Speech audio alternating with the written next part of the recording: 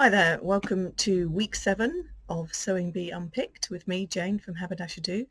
It was a winter week this week, which is ironic really because it's the first time we've actually had some sun, and I've been down the beach, so didn't go for a swim there, went for a bit of a paddle. So winter week they were asked to make a lumberjack shirt out of a cotton flannel fabric, which is like a heavier brushed cotton flannel. Brushed cotton fabric. The transformation challenge was to take up to 5 scarves and make a garment for an adult, and then the made to measure was to make a winter party dress. So bit of a mixed bag again, a few shockers, including my hair. Sorry about that. Let's go that way. No, let's go. I always go the wrong way. I'm really looking forward to going to the hairdresser next week. Anyway, I digress. So the first challenge was to make a lumberjack shirt. So key things here, they had to use a check fabric, so they had to pattern match the check, so that's lining up the checks at the front, so you've got nice and even. Also the collar, think about the points on the collar. When you do a collar, there's a collar stand, and then the collar sits on top of that as well, so there's quite a bit of fiddly sewing. And this collar stand, if you see on this example here, which I've pressed beautifully, your front placket has to line up beautifully with the edge of the collar, the collar stand, and then the collar has to line up with that and sit on top. There's a little bit of an overlap, so you can do a button up at the top. What else was there? Cuffs, obviously, not quite as tricky as the collar. Buttons and buttonholes, and then the yoke at the back, which they were told to do in the burrito method. It didn't always used to be called the burrito method, but I think I just used to call it the sausage roll method. But it's where you roll up the inside of the shirt, stitch the yoke, and then turn it the right way around so that all the seams are hidden, and you get a nice nice finish to your yoke. The yoke is the back panel. So if you see on this picture of this shirt, so the yoke is this top back bit across the back here. Okay, so there were some lovely ones and there were some shockers. So first of all, the shockers. So Farry, she spent a lot of time on the little details, like her cutting out to get the pattern match. So she didn't actually do an awful lot of sewing. She stitched the shoulder seams and the side seams. I can't even remember if she'd got the sleeves in.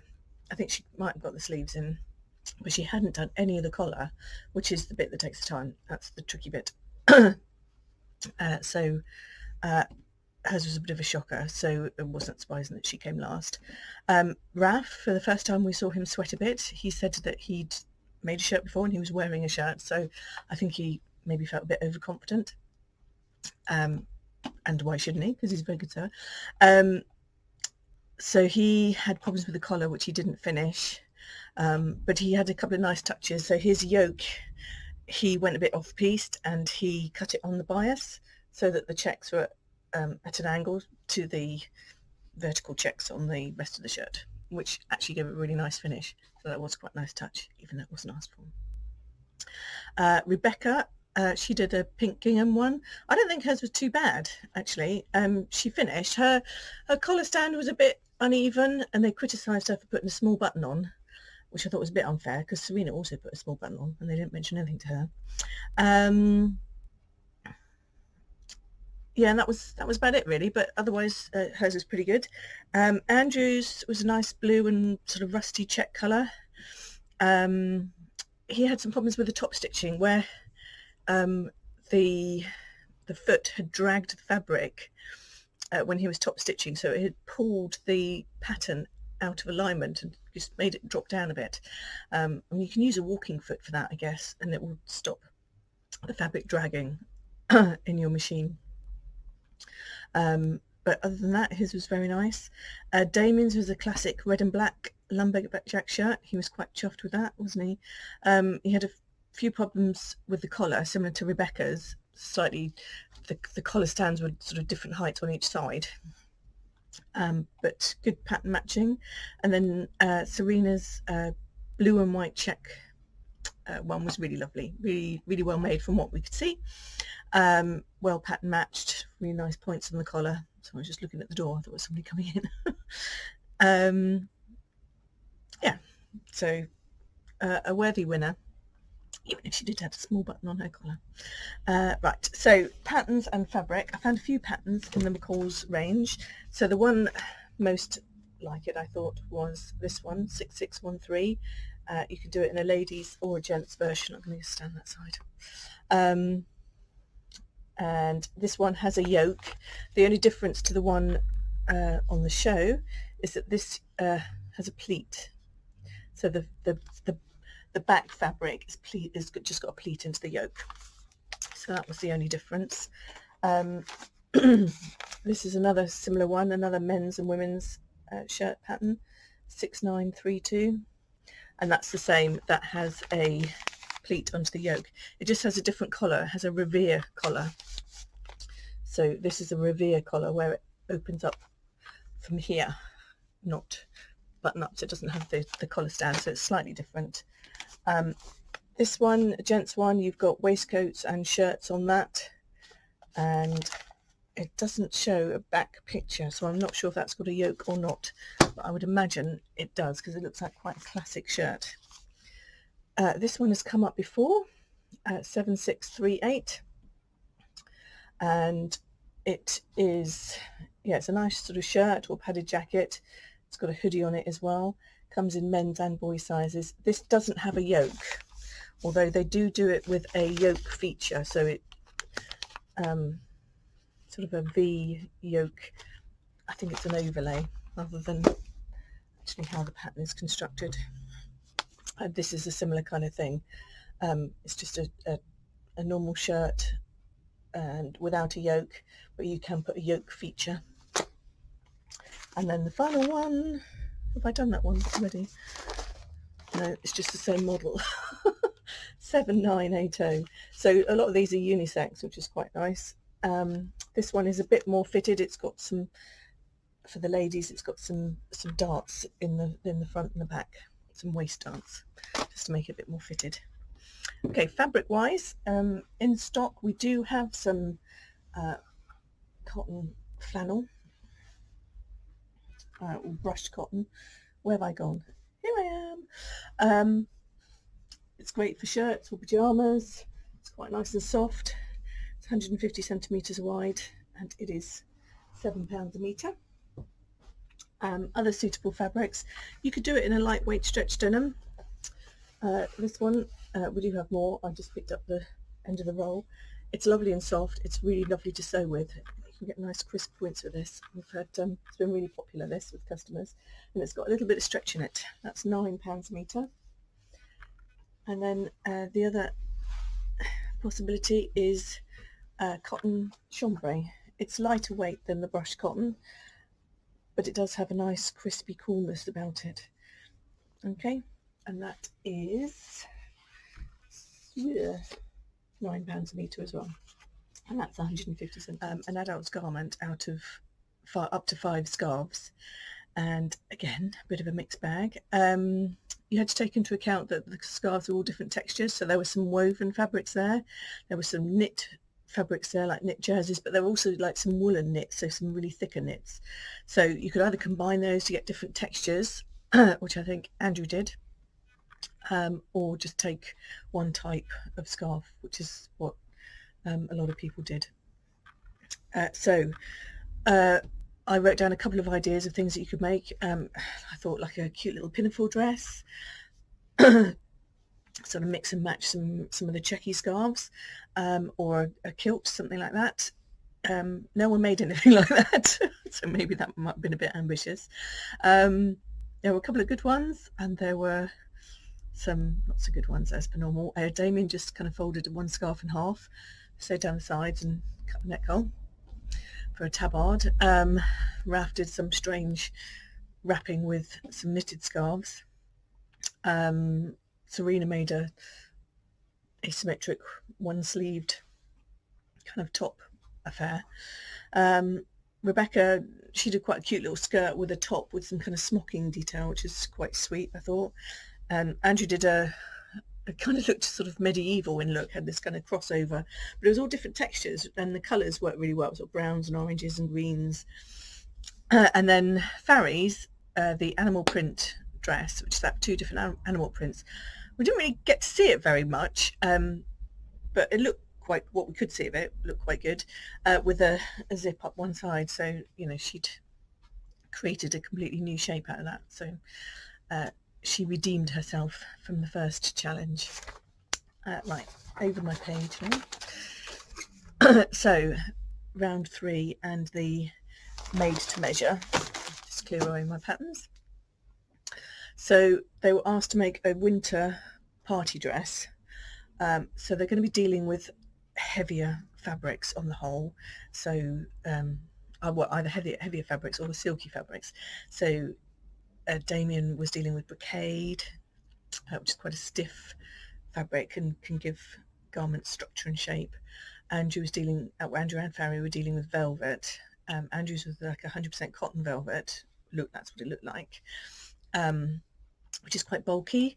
Farry was dealing with a stretch velvet, which is a lot lighter and softer, but it is stretched, so you've got those things to take into account as well. What else was that? Serena and her silky fabric, which was too silky, too flowy for the pattern that she'd chosen. So she'd ironed fusible interfacing onto the back of it, but not very well, so that it hadn't adhered everywhere, so there were bubbles on it. And I was quite shocked actually at how bad that looked. I don't think you could have worn that because the bubbles were right in the front, but I'll talk about that later. Dealing with heavier fabric, so you've got more bulk sometimes. Rebecca had 2 layers of fabric, although they were quite light layers, but you still got 2 layers of fabric. And then silky fabrics, which move a lot, and the stretch fabrics. So let's pick through them. So Farry, first of all, she did that lovely aubergine colour dress, which I thought really lovely, and had this kind of twist front bit. Unfortunately, she'd missed a pleat. She'd failed to catch a boob pleat into the Empire line seam just under the bust, so it did poke out a bit. But I thought it looked really lovely and it fitted the model well. It was a stretch, so she was pretty confident it was going to fit her, and she could pull it tight or not to make it fit. So that was hers. Let me get my patterns.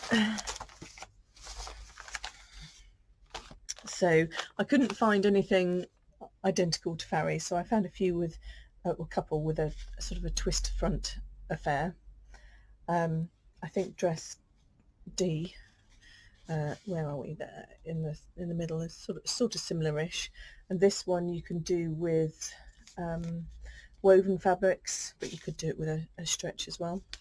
So that's 7922, and this is a longer version with a twist front, and it's also got a V at the back, which is quite elegant. So that is 8037. Fabric wise, I don't have any stretch velvet, but you could do it in a stretch jersey. Something bold would be good. Maybe something like this. Make quite a striking dress. We've got some other bold prints in the jerseys. You want probably quite a heavyweight jersey for it to hang and flow nicely. But anything like that would look lovely. They are £12 a metre, 150 centimetres wide. Right, Andrew's dress. He had a few major problems, so he was dealing with the heavy fabric. He had to take it in at the back, but he hadn't got the back darts even at the top. They were really bulky, so I don't know whether he hadn't pressed them or what had gone wrong. And the whole style of it, I mean, she was a very elegant model, but even she had to really work it to try and show that off, and in working it she lost a bow off the cuff, so it wasn't my favourite design, maybe a bit mumsy. And also the colour was very ecclesiastical, purple and silver, which is great for Christmas. But anyway, I found one pattern which is kind of similar, 8058. It's just a straight shift dress.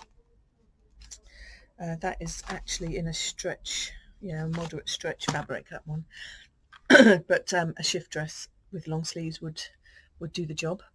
Sorry, just gonna have a slurp. Right, Serena chose a fabric very much like this. When I saw it, I thought, oh, I've just put that on the model. I'm actually making a dress for my daughter out of this for her prom. It is very fine, and it moves a lot. It's a polyester matte satin, and it hangs beautifully.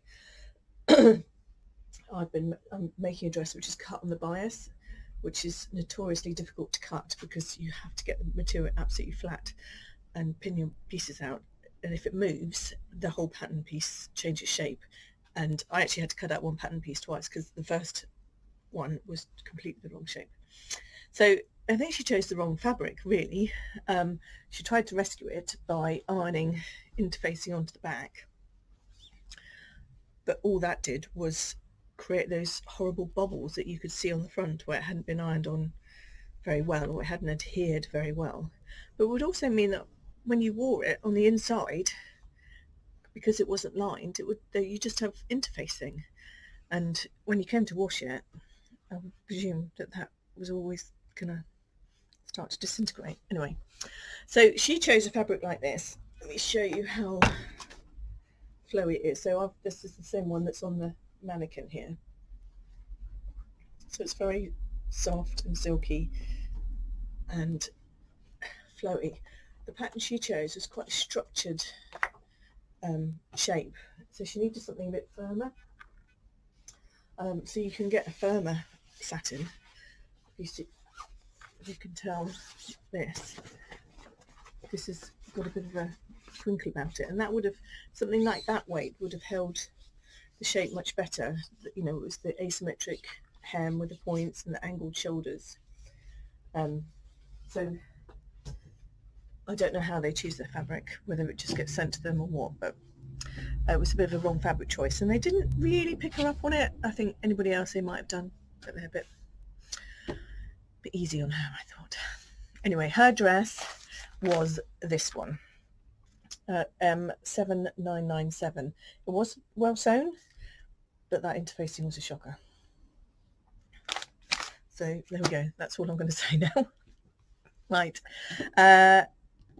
Damien's. Let's do Damien's next. He did the really lovely interview dress, I thought.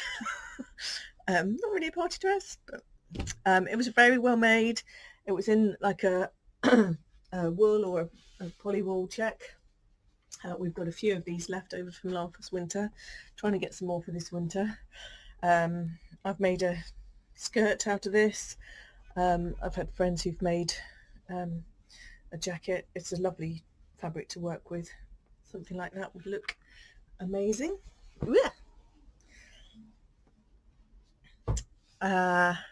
Yep, his fitted the model really, really well. It was a good piece of sewing from him, dare I say it. His made-to-measures usually do work out. It's when he has to do something that he hasn't practiced. That's the problem I have with him. There we go. I've said it out loud now. Right. There's quite a few sort of shirt-style dresses. I couldn't find anything exactly like he did, but you could adapt something. These often have buttons down the front, but his had a zip, a two-way zip, which you could raise or lower, depending on what type of party it was at. So 7470, 6696, 8131. Those are the three shirt dresses that I found. I think Rebecca's dress. So she did an underlay, like a taffeta or satin underlay. I couldn't really see what the fabric was, with a lace overlay with this kind of gold detail over the top. And I thought she sewed it really beautifully. Not everyone's style of dress. It was a skater style, so it was quite fitted to the waist and then goes out, and it just kind of, it's for when you go ice skating. So it's a skater length. so mid-thigh, but you can make them longer, obviously. So I thought hers was really pretty, really lovely, really well made. I thought she might get Garment of the Week for that, because there's a lot of work went into that, and sewing it together, sewing the two fabrics together. Oh, I've got quite a few patterns on the old skater style. Okay, I keep grabbing them. So in no particular order, this one, I think this has come up before, 6958. This isn't really like Rebecca's, actually. I see now it's got, to create the shaping, it's got pleats or darts from bust to hip all the way round, so that pulls it in rather than having a waist, which is what Rebecca's did have. This is a skater style, which is, again, it's more of a princess line with the princess seams that go down the bust all the way down, rather than a separate skirt. Like this is more like Rebecca's, with a separate, it's got like a waist detail, and then pleats all gathers onto the waist. And there's another one there, more this kind of style. You can adjust the length. Right, I think I've got these in the wrong order, really. Let's do this one. That's a similar kind of style, but the back is different. This is just it has an open back, just a crossover back. And then I think this is the one that's most like Rebecca's. Actually, the white one in the picture. It's just a little top, a fitted waist with a couple of pleats onto the waistband, and yeah, very lovely. And then the final one was Raf's brocade dress. That was actually a new look pattern, and I failed to make a note of the number, but it was identical to a new look pattern. If you search it, I'm sure it will come up. He was using a gold brocade, which can be quite a thick fabric, but it gives a lot of structure, so his dress had a lot of shape. But I do have a problem with his, because when he went to fit it in the model, it was too tight, so he released a couple of darts at the back, but he didn't finish them off again, because when they were looking at it on the model and picking through it, you could see it was coming undone. And nobody said anything. So I was quite surprised when he did get Garment of the Week. It was very nice, but there were some errors in it. So there we go. I think they do put a lot of emphasis on the final task, more so than on the other two, because you can do badly in the other two and then do well in the last one, then you're safe. But you can do well in the first two and then do badly in the last challenge and go home, or be at risk of going home. Anyway, we had to say farewell to Andrew. I think it was the right decision. He had a bit of a shocker on the garment, the purple thing, but he did okay in the transformation challenge, but the shirt was it wasn't his finest, but there we go. So I can't remember what it is next week, but I will be here picking it all apart for you. All right, take care. Bye.